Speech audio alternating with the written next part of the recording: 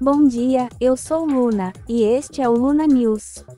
Prepare-se para um telejornal cheio de informações importantes e atualizações de destaque. Hoje, no Luna News, vamos falar sobre a retomada do julgamento que pode cassar o mandato do senador Sérgio Moro. Também vamos discutir as críticas de Lula à imprensa e sua defesa de Julian Assange às vésperas do julgamento de extradição. Em seguida, acompanhamos o funeral do presidente do Irã, que faleceu em um trágico acidente de helicóptero.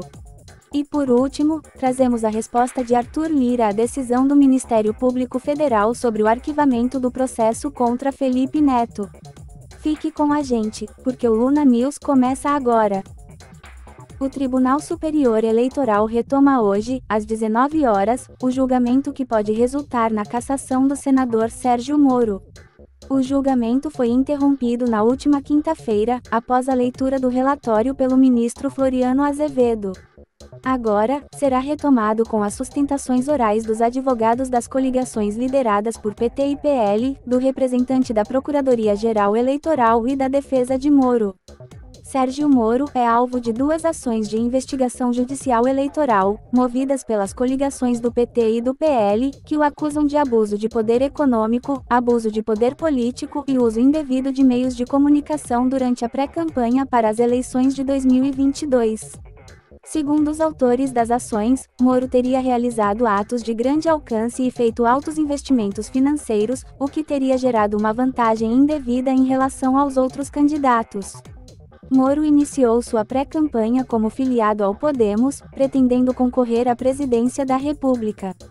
Em 2021, desfiliou-se do partido e, em 2022, próximo ao prazo final para a troca partidária, migrou para a União Brasil com o objetivo de concorrer a deputado federal por São Paulo. Porém, com a negativa da transferência de domicílio eleitoral, acabou concorrendo ao Senado pelo Paraná. No início de abril, o Tribunal Regional Eleitoral do Paraná decidiu, por 5-2, contra a cassação do senador. Contudo, as coligações recorreram da decisão, e o caso agora está nas mãos do TCE. O Ministério Público Eleitoral já se manifestou contra a cassação de Moro. A decisão do TCE poderá trazer consequências significativas para o cenário político, destacando a importância desse julgamento para o futuro da carreira de Sérgio Moro. A expectativa é grande, e todos os olhares estão voltados para o desfecho desta noite. O presidente Luiz Inácio Lula da Silva criticou a imprensa mundial neste domingo ao defender a liberdade de Julian Assange. O jornalista é conhecido por vazar documentos secretos dos Estados Unidos sobre as guerras do Iraque e do Afeganistão. Assange enfrenta nesta segunda-feira o julgamento de seu último recurso contra a extradição da Inglaterra para os Estados Unidos, algo que Lula desaprova abertamente. No ano passado, durante uma visita à Inglaterra, Lula classificou a prisão de Assange como uma vergonha. Segundo Lula, Assange deveria ser premiado, mas é alvo de perseguição, até mesmo pela imprensa, que deveria, na visão do presidente, estar defendendo sua liberdade.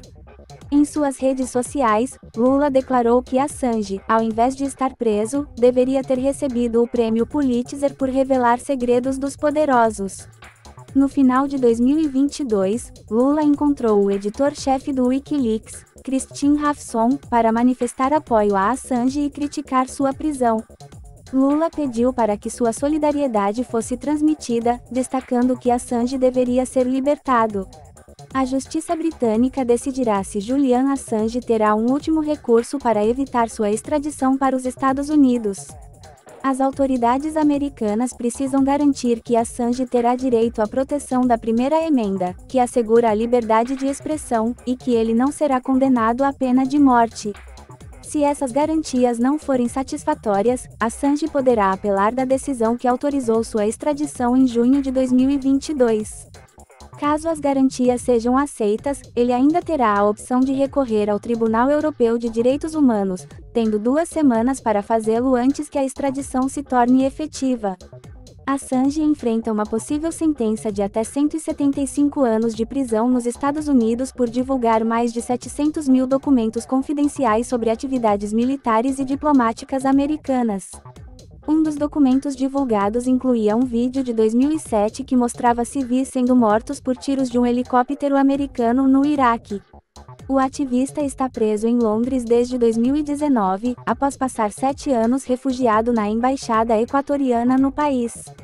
A esposa dele, Stella, recentemente expressou preocupação com a saúde mental de Assange, mencionando avaliações psiquiátricas que indicam risco de suicídio. Os Estados Unidos argumentam que Assange e o Wikileaks colocaram vidas em risco ao divulgar documentos que revelavam nomes de fontes de inteligência.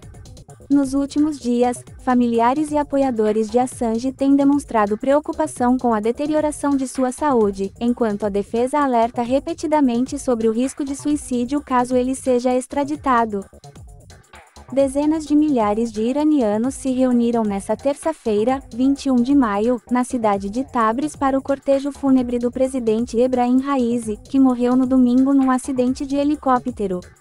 Os cidadãos, com bandeiras do país e fotografias do presidente falecido de 63 anos, assim como das outras 7 vítimas do acidente, lotaram a principal praça do centro de Tabriz, capital da província de Azerbaijão Oriental. Os 8 caixões cobertos com a bandeira do Irã foram colocados em um caminhão. O helicóptero retornava a Tabriz no domingo, após Raisi viajar a fronteira com o Azerbaijão para inaugurar uma represa com o presidente do país vizinho, Ilham Aliyev, quando sofreu a queda. O acidente também tirou a vida do ministro iraniano das Relações Exteriores, Hossein Amir-Abdollahian. Em resposta, o Irã decretou 5 dias de luto nacional. O funeral do presidente incluirá uma peregrinação à cidade sagrada de Qom na tarde de terça-feira e uma grande procissão de despedida em Teherã na quarta-feira. O corpo de Raisi será levado na quinta-feira para a província de Khorasan do Sul, no leste do país, e em seguida para sua cidade natal, Mashhad, onde será enterrado durante a noite. No início da cerimônia dessa terça-feira, o ministro do Interior, Ahmad Vaid, prestou homenagem às vítimas, chamando-os de mártires.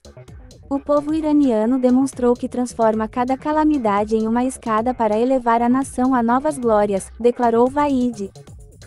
A assessoria do presidente da Câmara dos Deputados, Arthur Lira, informou nesta segunda-feira, 20 de maio, que o parlamentar vai recorrer da decisão do Ministério Público Federal que pediu o arquivamento de um processo contra o influenciador Felipe Neto.